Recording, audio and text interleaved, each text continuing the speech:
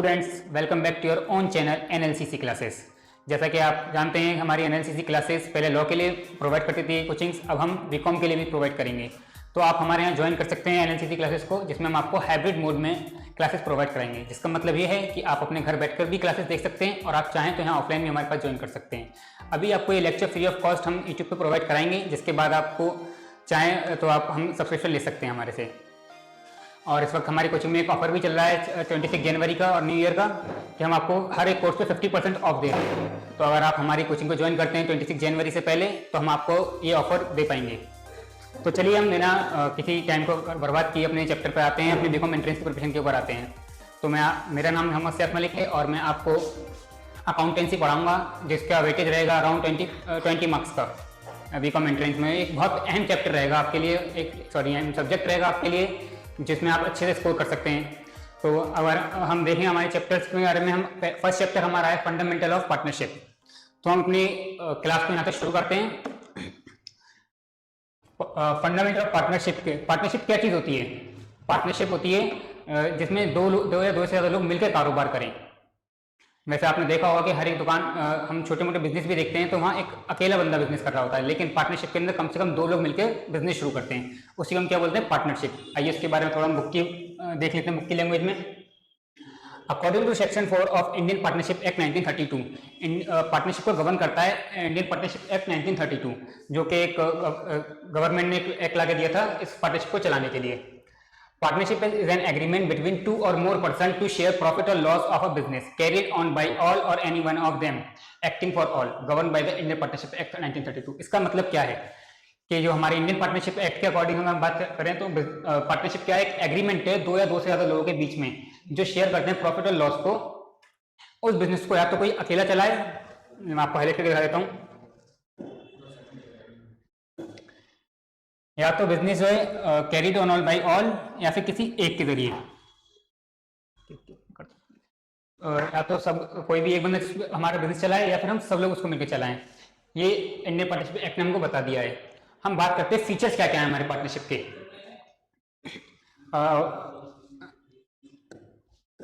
हम बात करते हैं फीचर्स ऑफ पार्टनरशिप।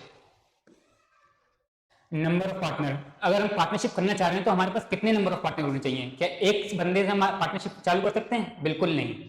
हमें कम से कम दो लोग चाहिए जो हमारी पार्टनरशिप को रन करें। At least 2 person who require to form a partnership as per companies act. हमारे इंडियन पार्टनरशिप एक्ट ने बता दिया कि हम कम से कम दो लोग हों तो हम पार्टनरशिप बना सकते हैं, लेकिन पार्टनरशिप ने ये नहीं बताया, पार्टनरशिप एक्ट ने, कि हम मैक्सिमम कितने लोग रख सकते हैं पार्टनरशिप के अंदर। तो उसका जवाब किसने दिया था? कंपनीज एक्ट ने उसका जवाब दिया था कि हम मैक्सिमम कितने लोग रख सकते हैं पार्टनरशिप के अंदर? 50 पार्टनर्स हम रख सकते हैं। यहाँ तक सबको क्लियर है? हम बात सेकंड फीचर के बारे में पढ़ते हैं, profit and loss sharing. Partner agree to share profit और loss in a predefined ratio. अब जरूरी नहीं है कि हर पार्टनर बराबर शेयर यहाँ पे वो शेयर करें हम लोग। ऐसा नहीं है कि हम दो पार्टनर हैं, दोनों इक्वल शेयर बांटें प्रॉफिट में, ऐसा बिल्कुल नहीं है। ये हमारे पर म्यूचुअल अंडरस्टैंडिंग हमारी क्या है, हमने कितना कितना पैसा लगाया उसके ऊपर डिपेंड करेगा कि हम कितने कितने प्रॉफिट को बांटेंगे। तो उसके बारे में देखते हैं कि एक्ट में क्या लिखा हुआ है। Partners agree to share profit और loss in pre decided ratio. उनका एक पहले से प्री डिसाइडेड रेशियो होगा, उसके अकॉर्डिंग वो अपने प्रॉफिट को बांटेंगे। If no ratio is specified, अगर हम कोई रेशियो स्पेसिफाइड नहीं करते हैं तो हमारा एक्ट खुद ही बोलता है कि हम सारे पार्टनर कितना कैसे बांटेंगे? इक्वली अपने प्रॉफिट को बांटेंगे।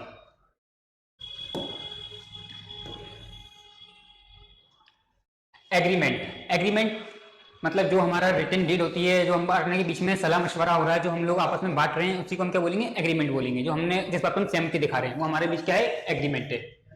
Agreement, partnership is form by agreement either written or oral among the partners. The agreement govern the terms such as profit sharing ratio, roles, responsibility of partners. Agreement ने बता दिया, मतलब एग्रीमेंट हम चाहें तो आपको हाईलाइट करके दिखा देता हूं। एग्रीमेंट ठीक। तो एग्रीमेंट क्या है? एग्रीमेंट के बारे में बात कर रहे थे। Partnership form by an agreement. हमारा एग्रीमेंट या तो रिटन भी हो सकता है या फिर ओरल भी। हम चाहें तो अपने बीच में दो पार्टनर के बीच में एग्रीमेंट बोल के बना सकते हैं वो, या फिर रिटन बना लें। रिटन बनाएंगे उनके फायदा रहेगा कि वो कभी उनके बीच में झगड़ा होता है, कोई कंफ्लिक्ट होता है तो उसके अकॉर्डिंग चल सकते हैं। लेकिन ओरल में क्या होता है कि दो पार्टनर है, एक पार्टनर हो सकता है इसमें से मुकर भी जाए, या तीन पार्टनर है, एक पार्टनर में मुकर जाए, दो पार्टनर मुकर जाए, तो हमें दिक्कत आ सकती है। तो उसका यही फायदा है कि हम या तो रिटन में बनाएं या फिर ओरल बनाएं। Agreement govern the terms such as profit sharing ratio, roles, responsibility of partners. Agreement हमारा रेशियो भी डिसाइड करता है, हमारे पार्टनर्स के बीच की क्या रिस्पॉन्सिबिलिटी ये भी क्या करता है, और कौन पार्टनर कितना प्रॉफिट अर्न करेगा वो सबसे डिपेंड करता है इसके ऊपर। म्यूचुअल एजेंसी, म्यूचुअल एजेंसी क्या होता है? म्यूचुअल एजेंसी मतलब यहाँ कोई एजेंसी के बारे में बात नहीं हो रही है। म्यूचुअल एजेंसी मतलब होता है कि दो पार्टनर्स के बीच में क्या है, दो मतलब पार्टनर्स क्या है, एज अ एजेंट भी एक्ट करेंगे और एज अ पार्टनर भी एक्ट करेंगे, यानी कि हर एक पार्टनर एजेंट भी है फर्म का और हर एक पार्टनर ओनर भी है फर्म का। Each partner act as an agent of the partnership for third parties and as a principal for the other partners, यानी कि एक पार्टनर एज ए एजेंट भी डिपेंड रोल निभाएगा अपना, एज अ पार्टनर भी अपना रोल निभाएगा। अनलिमिटेड लाइबिलिटीज, पार्टनरशिप की एक सबसे बड़ी ड्रॉबैक हम यहाँ बोली, फीचर्स तो नहीं है, एक ड्रॉबैक ये है कि पार्टनरशिप के अंदर एक अनलिमिटेड लाइबिलिटीज होती है। यानी कि अगर कोई हमें फर्म में कोई लॉस होता है, मान लीजिए हमारा लॉस हुआ है, हमारी फर्म के अंदर हमारा पैसा लगा हुआ है 10 लाख रुपए दो पार्टनर्स का, लेकिन फर्म में लॉस होता है 50 लाख का, बाकी के 40 लाख रुपए कहां से आएंगे? वो पार्टनर अपने पर्सनल एसेट को बेच के देंगे। इसी को बोलते हैं अनलिमिटेड लाइबिलिटी। कोई लिमिट नहीं है कि भाई हम सिर्फ इतने ही लॉस उठाएंगे, नहीं, हमें जितना लॉस हो रहा है, हमें 50 लाख का हो, 1 करोड़ का, उससे हमें मतलब नहीं है, सारा लॉस बेयर करना पड़ेगा। फिर चाहे अपने घर के बर्तन भाड़ा कुछ भी बेचें, उससे हमारा डिपेंड नहीं करता है। इसी बोलते हैं unlimited liability of a partners. Non transferability of interest, यानी कि इसका मतलब क्या है, कोई भी पार्टनर अपना इंटरेस्ट ट्रांसफर नहीं कर सकता है, लेकिन कब? जब सारे पार्टनर्स में सलाह मशवरा दे दें। मैं चाहता हूं कि मैं किसी के साथ पार्टनरशिप में हूं तो मैं अपने शेयर किसी को दे दूं, नहीं, ऐसा नहीं कर सकता। पहले मुझे अपने सारे पार्टनर से पूछना पड़ेगा। मान लीजिए हमारे फर्म में 3 पार्टनर्स हैं, तो मुझे बाकी के 2 पार्टनर से क्या करना पड़ेगा, पहले पूछना पड़ेगा कि भाई मैं अपना शेयर आगे ट्रांसफर करना चाह रहा हूँ, क्या मैं कर सकता हूँ? अगर उन्होंने परमिशन दे दी है, यानी दोनों लोग पार्टनर जो हमारे 2 रिमेनिंग पार्टनर्स हैं वो हमें परमिशन देंगे मुझे, तभी मैं अपने शेयर्स को ट्रांसफर कर सकता हूँ, अदरवाइज मैं नहीं कर सकता। एक ने कह दिया ठीक है कर दो और एक ने कहा नहीं, तो मैं अपने शेयर को ट्रांसफर नहीं कर सकता। Combined ownership and management, all partner collectively own the business and participate in its management unless otherwise agreed. मतलब कि हर एक पार्टनर क्या है, ओनर है फर्म का, और वो सभी लोग क्या करेंगे, फर्म में फर्म को मैनेज करेंगे। क्या ये जरूरी है? नहीं, जरूरी नहीं है। चाहे तो एक बंदा हमारा, जो हमने ऊपर पढ़ा था फीचर, हमने इसकी डेफिनेशन में हमने पढ़ा था, क्या तो कोई एक बंदा संभाले बिजनेस या फिर हम सब मिलकर संभालें, ये डिपेंड करता है कि हमारे बीच में एग्रीमेंट कैसा हुआ है। हम बात करते हैं एक नया टॉपिक, टाइप्स ऑफ पार्टनर्स, कि भाई पार्टनरशिप में कितनी तरह के पार्टनर्स हो सकते हैं या होते हैं।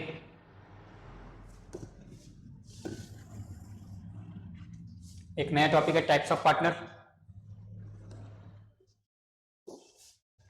एक होता है हमारा एक्टिव पार्टनर, यानी कि एक ऐसा एक्टिव से आप क्या समझते हैं कि मतलब ऐसा पार्टनर जो हमेशा एक्टिव रहता है, जो पूरा बिजनेस का सारा वजन उसी के ऊपर है, यानी सारा कारोबार बिजनेस का संभालेगा, हमारा एक्टिव पार्टनर संभालेगा, उसी को हम क्या बोलते हैं, मैनेजिंग पार्टनर बोलते हैं। डेफिनेशन देख लेते हैं एक बार इसकी बुक में। An active partner is indirectly involve in the day to day management and operation of the business, यानी कि जो हमारा एक्टिव पार्टनर है वो डे टू डे बिजनेस भी संभालेगा और पूरा ऑपरेशन संभालेगा, यानी हमारा पूरा कारोबार वही संभालेगा, उसे बोलते हैं एक्टिव पार्टनर। क्या एक ही बंदा एक्टिव पार्टनर बन सकता है? नहीं, जितने पार्टनर हैं वो सब एक्टिव पार्टनर यहाँ पर बन सकते हैं, या हो सकता है कोई एक बने, हुए डिपेंड करता है उनके बीच के एग्रीमेंट पर। रोल क्या क्या होते हैं इसके एक्टिव पार्टनर के? Take part in decision making में पार्ट लेगा वो, और represent the firm in dealing with the third parties. अब जाने कि जो भी हमारे एक्टिव पार्टनर्स हैं या जो भी हमारा एक्टिव पार्टनर है वो सारी डील्स क्लोज करेगा, वो सारे जो थर्ड पार्टी हैं उनसे जाकर बात करेगा, देखिए हाँ हम मतलब हमारी फर्म को रिप्रेजेंट करेगा। ऐसा होता है ना कि क्रिकेट टीम में रिप्रेजेंट कौन करता है टीम को? कैप्टन रिप्रेजेंट करता है। कैप्टन को हम क्या बोलेंगे, ऐसा एक्टिव पार्टनर बोलेंगे। लाइबिलिटी कैसी होती है एक एक्टिव पार्टनर की? अनलिमिटेड लाइबिलिटी होती है, यानी कि अगर फर्म में हमें लॉस होता है तो ऐसा नहीं जितना उसका शेयर है सिर्फ उतनी लॉस बियर करेगा वो, नहीं, वो अपने जेब से यानी अपने घर से अपने पर्सनल एसेट्स को बेचकर भी लॉस को बियर करेगा। राइट्स क्या क्या है? Entitled to share of profit and may receive additional remuneration of for management, यानी कि उसे शेयर का प्रॉफिट तो मिलेगा ही मिलेगा, मतलब प्रॉफिट का शेयर तो मिलेगा ही मिलेगा, लेकिन अगर हमारी मैनेजमेंट क्या है, मान लीजिए हम 4 पार्टनर्स हैं, जिसमें से एक कौन है, एक्टिव पार्टनर है। तो हम चारों मिलके चाहें, मतलब चार पार्टनर हैं, एक एक्टिव पार्टनर है उसमें से, तो हम उस पार्टनर को क्या दे सकते हैं, अलग से सैलरी भी दे सकते हैं। ये हमारे डिपेंड करता है हमारा एग्रीमेंट कैसा था। जरूरी नहीं है दें, मिल भी सकती है अगर हम चाहें तो, या हम पहले डिसाइड कर लें तब। अब हम बात करते हैं नेक्स्ट पार्टनर के बारे में। वो कौन है, स्लीपिंग पार्टनर, जिसे हम और नाम देते हैं डॉर्मेंट पार्टनर। यानी स्लीपिंग मतलब सोता हुआ पार्टनर। इसका मतलब एक तो हमारा एक्टिव पार्टनर और यहाँ पर कौन आ गया, स्लीपिंग पार्टनर। क्या ये सो रहा है सच में? नहीं, ये सो नहीं रहा, बस ये इसने पैसा लगा दिया और जाकर घूम रहा है अपने आराम से। यानी कोई भी एक्टिवली पार्ट नहीं करेगा हमारे बिजनेस के अंदर। हमारे बिजनेस के अंदर क्या चल रहा है क्या नहीं चल रहा है इससे मतलब ही नहीं है। ये मतलब रखेगा लेकिन जानबूझ के नहीं आएगा, अपने घर पे आके आराम से सोता रहेगा। इस तरह से हम समझ सकते हैं इसको। ये क्या करता है, इन्वेस्ट करता है कैपिटल को फर्म के अंदर, और does not take part in day to day management. यानी कि जो रोज की भाग दौड़ है उसको संभालेगा कर नहीं संभालेगा, बस पैसा लगा दिया और चला गया। रोज का काम कौन संभालेगा, हमारे एक्टिव पार्टनर संभालेगा। Act as a passive investor, passive investor की तरह एक्ट करेगा ये। डज नॉट एक्टिवली मैनेज और पार्टिसिपेट इस बिजनेस ऑपरेशन, ठीक है, यानी बिजनेस के ऑपरेशन में एक्टिवली पार्ट नहीं करेगा। अब यहाँ पर सवाल ये आता है कि भाई कारोबार को संभाल नहीं रहा है, खाली पैसा लगाया और चला गया, क्या इसे प्रॉफिट का हिस्सा मिलेगा? जी हाँ, इसको प्रॉफिट का हिस्सा मिलेगा। क्यों? क्योंकि इसने पैसा लगाया है भाई, इसका रिस्क यहाँ पे इन्वॉल्व हो चुका है। अगर ये इसको हम प्रॉफिट का हिस्सा ना दें तो इसका पैसा लगाने का फायदा क्या है? क्या इसको सैलरी मिलेगी? सैलरी इसको नहीं मिलेगी। क्यों? क्योंकि कुछ काम कर नहीं रहा है ये, सिर्फ पैसा लगाने से सिर्फ प्रॉफिट मिलेगा, सैलरी कुछ नहीं मिलेगी इसको। लाइबिलिटीज की कैसी रहती है? अनलिमिटेड लाइबिलिटी रहती है, क्योंकि ये भी पार्टनर है भले काम नहीं संभाल रहा। क्योंकि हमारी जो डेफिनेशन थी इसके अंदर दे दिया था कि एक्टिव पार्टनर कौन होता है, सॉरी, पार्टनरशिप में सारे पार्टनर काम करें या फिर कोई एक पार्टनर काम करे।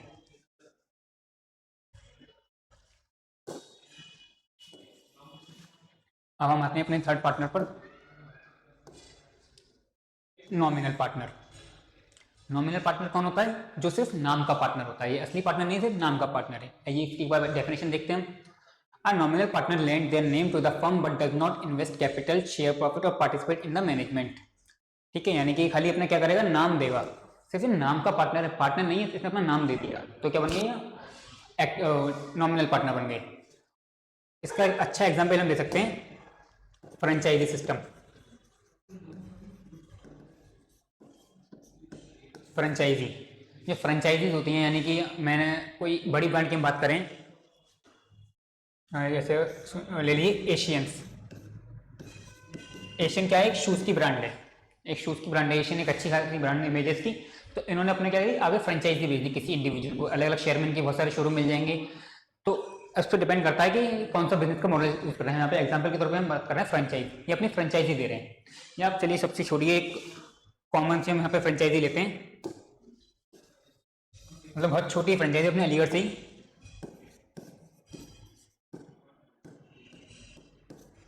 चाय और के बारे में बात करते हैं। चाय और भी फ्रेंचाइजी सिस्टम के ऊपर काम करता है। चाय और अपना नाम दूसरों को देता है, सिर्फ नाम देने के पैसे लेता है। ये क्या बिजनेस में पैसा लगा रहा है? बिल्कुल नहीं, ये बिजनेस कोई पैसा नहीं लगा रहा, बस हमने नाम दे दिया दूसरे पार्टनर को, दूसरे किसी बंदे को, और उनसे क्या ले लिया, कुछ फीस अपनी चार्ज कर ली। इसे बोलते हैं फ्रेंचाइजी सिस्टम। ऐसे ही कौन सा होता है, ये नॉमिनल पार्टनर, जो सिर्फ नाम देता है अपना। अब इसकी डेफिनेशन दोबारा देखा कि क्या क्या रोल लेते हैं। Only allow their name to associate with the firm to enhance its reputation, यानी कि अपने नाम को सिर्फ एसोसिएट करने की परमिशन देता है, इससे ज़्यादा परमिशन नहीं देता है। लाइबिलिटी इसकी भी कैसी रहेगी, अनलिमिटेड लाइबिलिटीज, क्योंकि इसको हम क्या मानते हैं, पार्टनर मानते हैं। अब भाई ना तो कोई पैसा लगा रहा ना इसको कुछ प्रॉफिट मिल रहा, तो इसकी लाइबिलिटी अनलिमिटेड क्यों रखी गई है? क्योंकि अब यहाँ पे जो लोग जाएंगे इसके नाम की वजह से जाएंगे। अब मैं कल को एक छोटी टपरी लगा के बैठा हूँ चाय की, तो क्या वहाँ कोई आएगा? नहीं। अब मैंने वहाँ पर नाम लिख दिया इसका, चाय ऑर्स का। अब वहाँ पर लोग आ रहे हैं, बहुत अच्छी भीड़ आ रही है वहाँ पर। क्यों? क्योंकि चाय ऑर्स का नाम सुन गया, सबको क्या लग रहा है, चाय ऑर्स की एक नई ब्रांच खुली है। तो अब वहाँ पर कोई भी मान लिए इंसिडेंट होता है, कोई भी हादसा होता है, तो उसके जिम्मेदार कौन रहेगा? चाय ऑर्स। हम लोग किसको ब्लेम देंगे? चाय ऑर्स को ब्लेम देंगे। इसलिए इसकी लाइबिलिटी कैसी रहती है, अनलिमिटेड लाइबिलिटी, क्योंकि इसने अपने आप लोगों को बता दिया कि भाई ये पार्टनर है। पार्टनर था नहीं, लेकिन इसने अपने आप को रिप्रेजेंट कर दिया कि कैसा पार्टनर है, नाम पार्टनर है, लेकिन कौन सा नाम पार्टनर है, एज अ नॉमिनल पार्टनर रहेगा ये।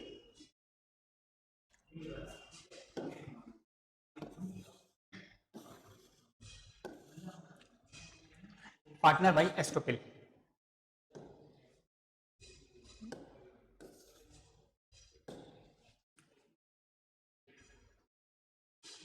पार्टनर बाई एस्टोपिल के बारे में बात करते हैं। A person who is not a partner, ये कोई पार्टनर है नहीं है, लेकिन ये एज एक्ट करता है कि पार्टनर है, यानी कि इसने दूसरों को यकीन दिला दिया कि हाँ मैं इस फोन का पार्टनर हूँ।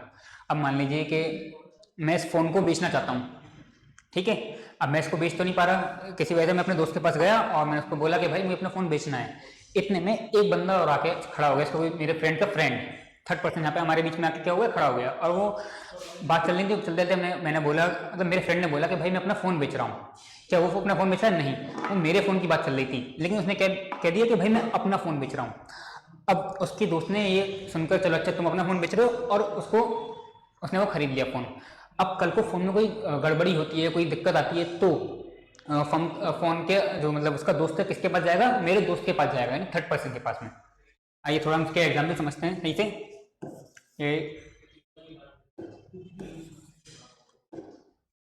ये कौन है? ये मैं हूँ सर, ये मेरा दोस्त है, और ये मेरा तीसरा दोस्त है।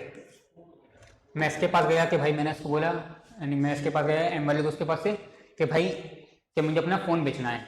हमारे भी थोड़ी बातचीत हुई इसके रिगार्डिंग। इसके बाद में इसके पास एक नया बंदा आता है ए नाम का, और इसने बता दिया कि भाई मैं अपना क्या बेच रहा हूँ, यहाँ पर फ़ोन बेच रहा हूँ, ये इसने बता दिया। अब इसने क्या बोला कि मैं अपना फ़ोन बेच रहा हूँ, ये नहीं बोल रहा कि सिर्फ अपना फ़ोन बेच रहा है। कौन बेच रहा है फ़ोन? मैं अपना फ़ोन बेच रहा हूँ। और इस बंदे ने फ़ोन क्या कर लिया, खरीद लिया। इसके ये सुनकर के मुनी, मतलब एम से मेरा दोस्त है, उसका ये फ़ोन है। अब कल को फ़ोन में कोई गड़बड़ी आती है, या ऐसा होता है कि फ़ोन ऐसा था बिल्कुल ख़राब, जो मैंने बिल्कुल सही करा के बेचा है टेम्परेरी तौर पे, तो ये ए वाला बंदा जो किसके पास जाएगा शिकायत लेकर? इसके पास जाएगा। अब लाइबिलिटी किसकी आ गई? इसकी। मैं तो शेयर छोड़ के चला गया कि भाई मुझे तो पता था भाई मेरा फ़ोन ख़राब है, मैंने फ़ोन ऐसा बहुत महंगा बेचा है, लेकिन मेरा फ़ोन था बिल्कुल ख़राब, ये बात पता थी मेरे को, बस मैं बेच कर यहाँ से शेयर से चला गया। तो अब ये बंदा किसे पकड़ेगा? इसको पकड़ेगा। क्यों? क्योंकि इसने क्या कहा था कि भाई ये मेरा फ़ोन है, मैं बेच रहा हूँ, जिम्मेदारी मेरी है, यहाँ पर फ़ोन के अंदर कुछ गड़बड़ी आएगी। इसी को हम क्या बोलते हैं? Partner by estoppel. क्या ये कोई कैपिटल कंट्रीब्यूट करता है? नहीं। क्या इसने फ़ोन खरीद, मतलब जो मैंने फ़ोन तो मैंने खरीदा था, फ़ोन के अंदर पैसा मेरा लगा था, क्या इसका कोई पैसा लगा था? नहीं लगा था। They conduct mislead their third party into believing they are a partner। इसने कैसा कंडक्ट करा है? इसका जो मतलब बोलने का तरीका था, जो इसका रिप्रेजेंट करने का तरीका था, इसने लोगों को यकीन दिला दिया कि भाई असली मालिक कौन है इस फोन का। यानी इस, अब मैं फोन की एग्जांपल लेके चल रहा हूँ, इस फोन का असली मालिक कौन था? मैं नहीं था, असली मालिक तो ये था। इसने लोगों को यकीन दिला दिया, इसलिए यहाँ पर इसकी लाइबिलिटी कैसी हो जाएगी? अनलिमिटेड लाइबिलिटी हो जाएगी। Held liable for the firm debt to third party who rely on their representation. ऐसे इसका एक एग्जांपल और ले सकते हैं हम कि अगर हमें कहीं से पैसा लेना हो, कर्जा लेना हो, तो वहाँ पे क्या मांगते हैं? थर्ड गारंटर मांगते हैं भाई कि एक आप ऐसा बंदा लाइए, या छोटा सा एग्जांपल है, चलिए इसका ज़्यादा बड़ा एग्जांपल ले लेंगे बैंक वगैरह का, कि हम किसी ज्वेलर के पास गए, उससे मैंने क्या कहा कि भाई मुझे कुछ पैसे चाहिए उधार, मैं आपके पास अपने कुछ ज्वेलरी वगैरह है, कुछ सामान है, मैं आपके पास रख के जा रहा हूँ, उसके बदले मुझे कुछ पैसे दे दीजिए। लेकिन मैं मान लीजिए उस जगह पे ज्वेलर के लिए भी जाऊँगा, नया बंदा हूँ, तो क्या मुझे पैसे दे देगा? नहीं देगा। लेकिन कहेगा किसी ऐसे बंदे को लेकर आओ यहाँ का रहने वाला हो, या फिर जिसे मैं जानता हूँ, तो मैं आपको पैसे दे सकता हूँ। अब मैं गया अपने किसी दोस्त को लेकर इसके पास में, और मैंने उसको बता दिया कि भाई देखो ऐसे बात है, और मतलब जिसने ज्वेलर से बात करी कि हाँ ठीक है मैं जिम्मेदारी लेता हूँ, अगर ये पैसे नहीं देता तो मैं आपके पैसे मैं लौटा लूँगा, क्योंकि ये मेरा भाई है। हालांकि दोस्त था, कोई पुराना कोई रिश्तेदार था, क्या था, इतने कुछ खास ध्यान रखत नहीं थे, लेकिन उसने क्या बोले, हाँ मेरा भाई है, आप उसको पैसे दे दिए, पैसे की जिम्मेदारी मेरी है।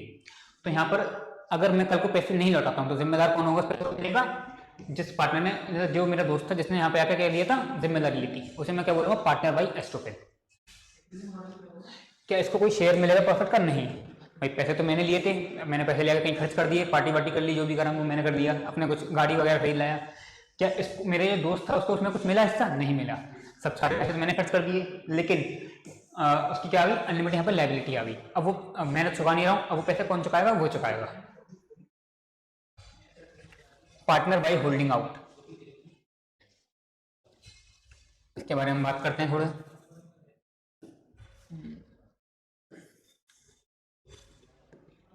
पार्टनर बाई होल्डिंग आउट कौन होता है?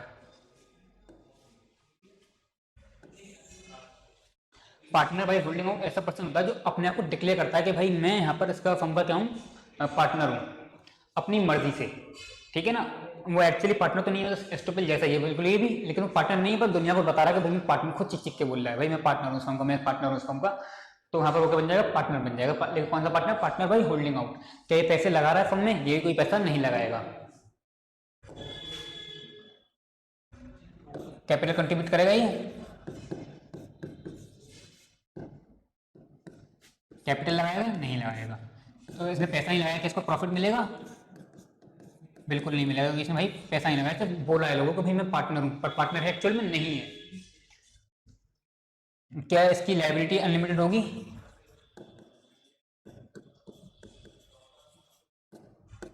जी हाँ, इसकी लायबिलिटी कैसी हो जाएगी, अनलिमिटेड हो जाएगी।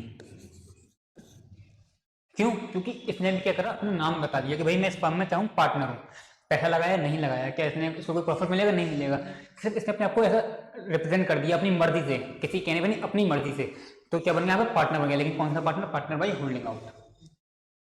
वैसे तो फर्म के अंदर कोई माइनर पार्टनर, माइनर कौन होता है, जो 18 साल से कम का इंसान होता है, उसे हम क्या बोलते हैं, माइनर बोलते हैं। क्या वो है पार्टनर बन सकता है, बिल्कुल नहीं।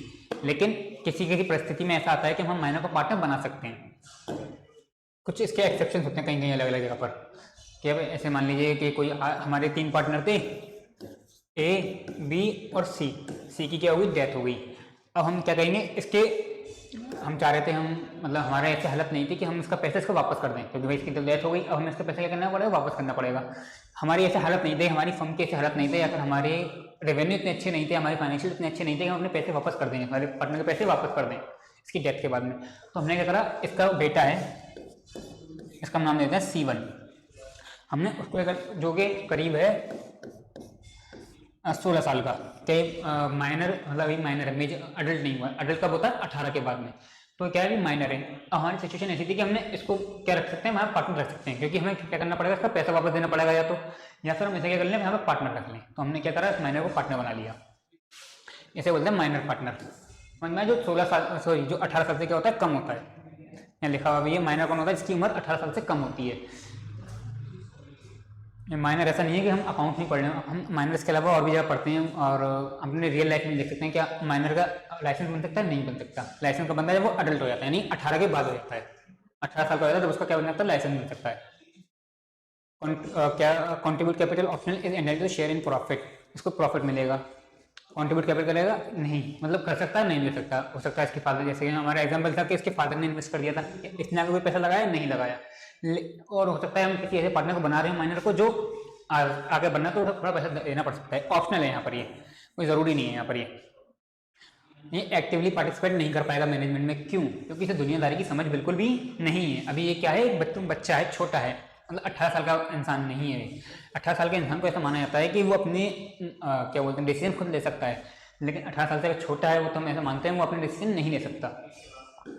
तो यानी कि 16 साल का बंदा हमने कोई रख लिया अपने साथ एज अ माइनर पार्टनर, तो क्या वो बिजनेस संभालेगा, नहीं संभालेगा, क्योंकि उसकी अकल है नहीं दुनियादारी के बारे में। इसकी लायबिलिटी क्या रहेगी, जितने इसने कैपिटल लगाई है, यानी कि इसकी मान लीजिए इसके फादर ने लगा दिया था हमारे बिजनेस में 5 लाख रुपए,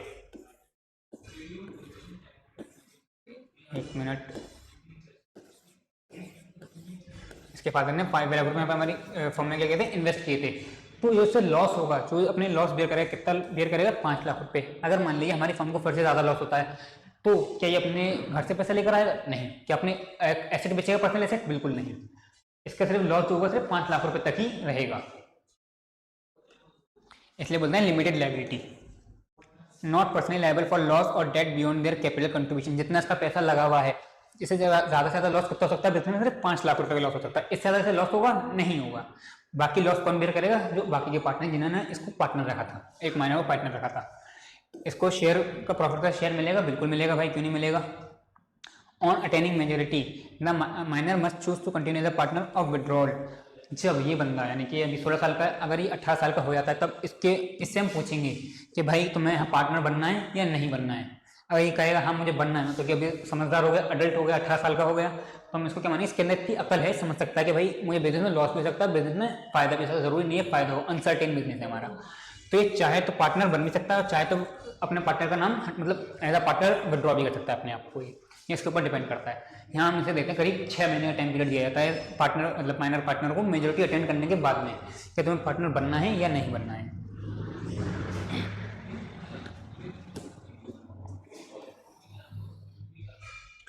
हम बात करते हैं सीक्रेट पार्टनर की। अभी तो तुमने सुना था कि खाली नाम वाला पार्टनर था जिसने अपना नाम दे दिया फर्म को। अब हम किसकी बात कर रहे हैं? सीक्रेट पार्टनर की। मतलब ये पैसा तो लगाएगा, बिल्कुल लगाएगा भाई, लेकिन किसी को खबर नहीं होने देगा कि मैंने फर्म में पैसा लगाया है। इसे बोलते हैं सीक्रेट पार्टनर। चुपचाप से इसने पैसा लगा रखा है, बस मना कर दिया कि भाई तुम दुनिया को मत बताना कि मैं इसका फर्म का क्या हूँ, पार्टनर हूँ। हो सकता है कि मतलब इसकी वजह हो सकती है कि किसी रिश्तेदार आए, इससे डिस्काउंट होने लग जाए, ये वजह हो सकती है इसकी अपनी। तो इसने क्या कहा कि मैं यहाँ पर तुम्हारे यहाँ पार्टनर हूँ, पर एज अ सीक्रेट पार्टनर, कोई ऐसा नाम वाला पार्टनर नहीं। मैं पैसा लगाऊंगा, बिल्कुल मैं पैसा भी लगाऊंगा, मैं नुकसान भी झेलूंगा, लायबिलिटी मेरी अनलिमिटेड रहेगी, मैं प्रॉफिट का हिस्सा भी लूंगा, लेकिन ना तो मैं बिजनेस संभालूंगा रिलेटेड और ना ही मेरा कहीं नाम आना चाहिए। इसे बोलते हैं सीक्रेट पार्टनर, इसका कहीं पर भी नाम नहीं आएगा।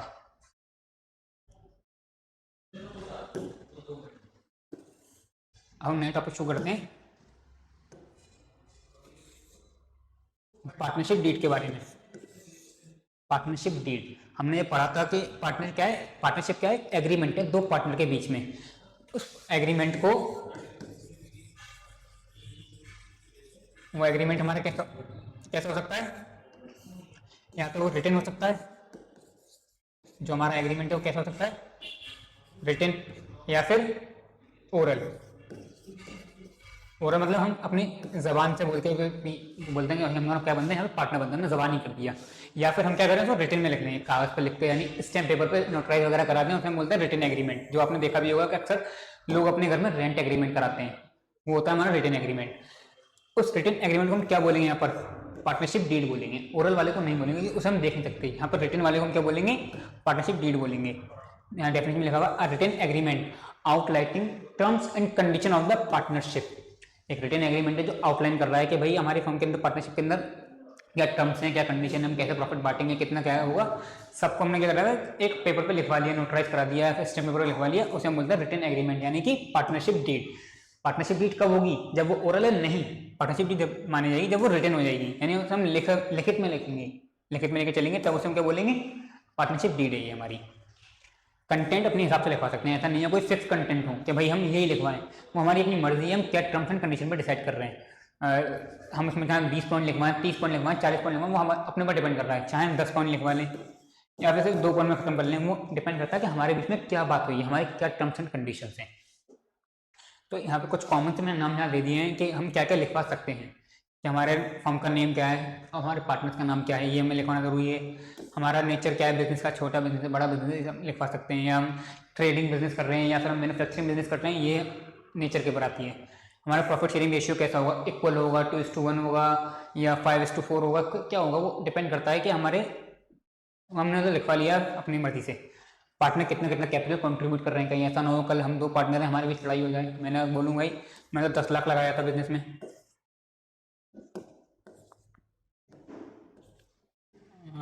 एक मिनट,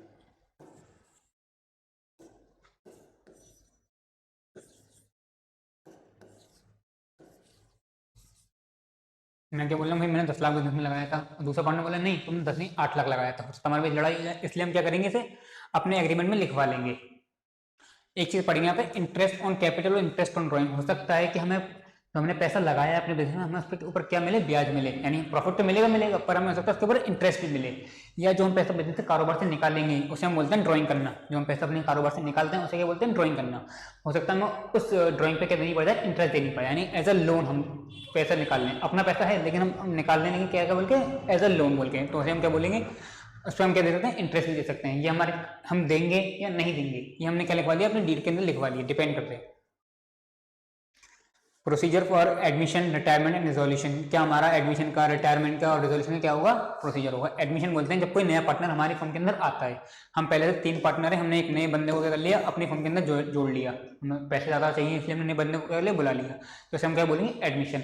हो सकता है हमारी फर्म में तो कोई पार्टनर रिटायर हो रहा हो, छोड़ के जा रहा हो, उसे रिटायरमेंट बोलेंगे। रिजोल्यूशन होता है जब हमारी फर्म पूरी तरह से क्या होती है, बंद हो जाती है, डिजॉल्व हो जाती है, खत्म हो जाती है, उसे हम क्या बोलते हैं, रिजोल्यूशन बोलते हैं।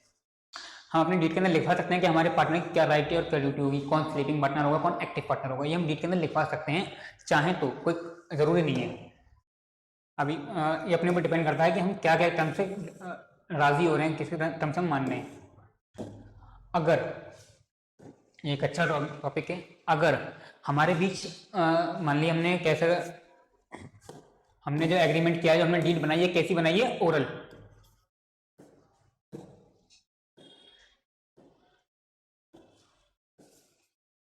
हमारी जो डीड है वो कैसी है, ओरल डीड है, यानी हमने अपने जबान से सिर्फ डीड बनाई है, लिखवाया नहीं है। इसके बाद में हमारे बीच कोई कंफ्लिक्ट होता है, कोई मसला होता है, कोई लड़ाई झगड़ा होता है, तब इसके बाद में और हम क्या चले गए, कोर्ट चले गए, तो हमारे पास कौन कौन से रूल एप्लीकेबल होंगे, तो हमारे ऊपर क्या सिर्फ एक 4 रूल एप्लीकेबल होंगे इस केस में।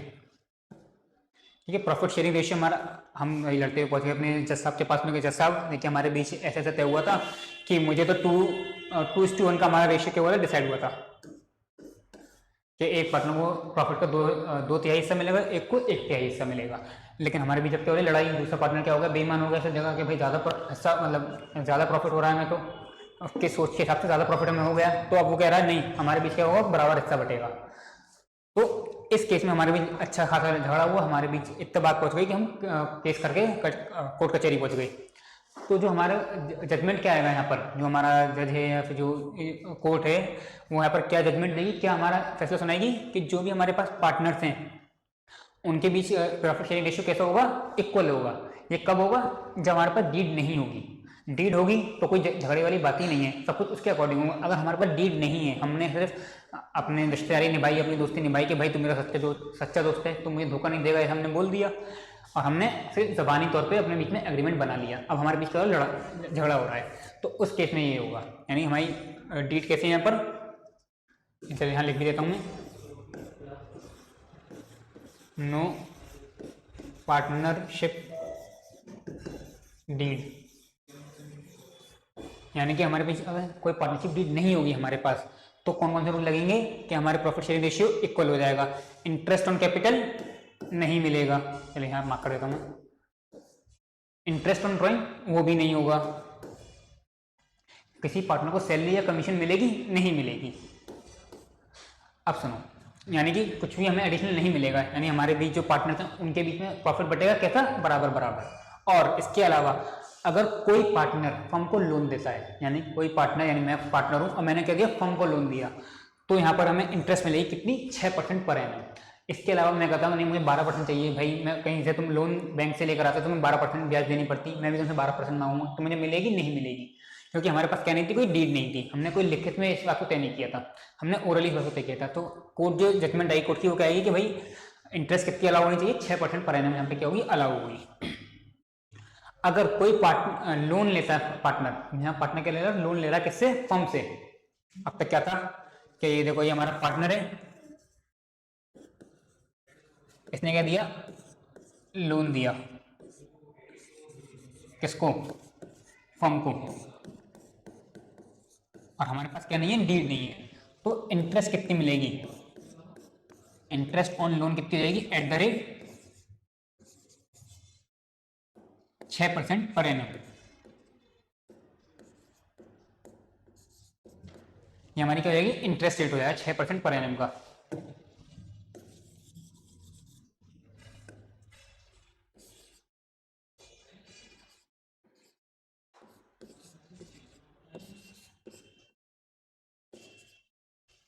ठीक है, ये हमारा इंटरेस्ट ऑन लोन हो जाएगा। लेकिन अब हम इसका वाइस वर्सा करते हैं, उल्टा करते हैं, कैसे, कि यहाँ लोन तो दिया है, लेकिन किसने दिया है, पार्टनर ने लिया है, यहाँ पर partner take in the loan,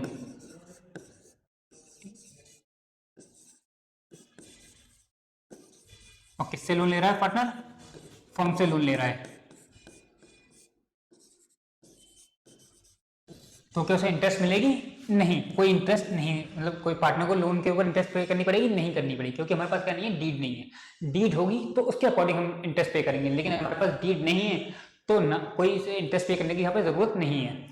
ये अक्सर क्वेश्चन आया है और हो सकता है इस बार भी आ जाए कि भाई पार्टनर ने लोन लिया फर्म से, और फर्म को क्या वो इंटरेस्ट पे करेगा, बहुत सारे बच्चे गलती करते हैं 6% पर एनम लगाकर आ जाते हैं, इसका आंसर क्या होगा, नहीं, उसे कोई इंटरेस्ट देने की जरूरत नहीं है। लेकिन इसका मैं उल्टा कर दूं कि भाई पार्टनर ने लोन दिया है किसको, फर्म को, तो क्या उसको इंटरेस्ट मिलेगी, जी हाँ, कितनी मिलेगी, या तो एग्रीड होगा उतनी मिलेगी, यानी हमारे डीड के अंदर लिखा होगा, अगर डीड नहीं है तो कितनी मिलेगी, लॉ के अकॉर्डिंग 6% मिलेगी। आई होप यहाँ तक सबको समझ में आ गया होगा।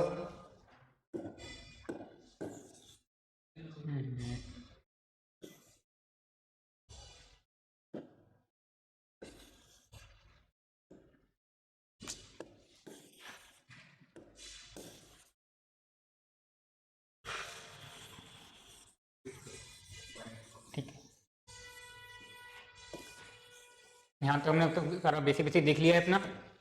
इसके अलावा हमारे पास क्या बचती है, जनरल एंट्री। इसको हम नेक्स्ट क्लास में देखेंगे और मैं उम्मीद करता हूँ सबको यहाँ तक बहुत कुछ समझ में आया होगा। आप हमारी क्लास को ज्वाइन कर सकते हैं, जो मैंने आपको स्टार्टिंग में बताया था कि हम ऑफलाइन और ऑनलाइन दोनों मोड में रन करते हैं अपनी क्लासेस को, यानी कि हाइब्रिड मोड है हमारा। इसमें आपको ऑनलाइन क्लास भी मिलेंगी और आपको ऑफलाइन क्लास भी मिलेंगी। और इस वक्त हमारे कोचिंग में एक अच्छा ऑफर चल रहा है 26 जनवरी का। इसमें हम आपको 50% तक का डिस्काउंट दे रहे हैं हर एक कोर्स पर।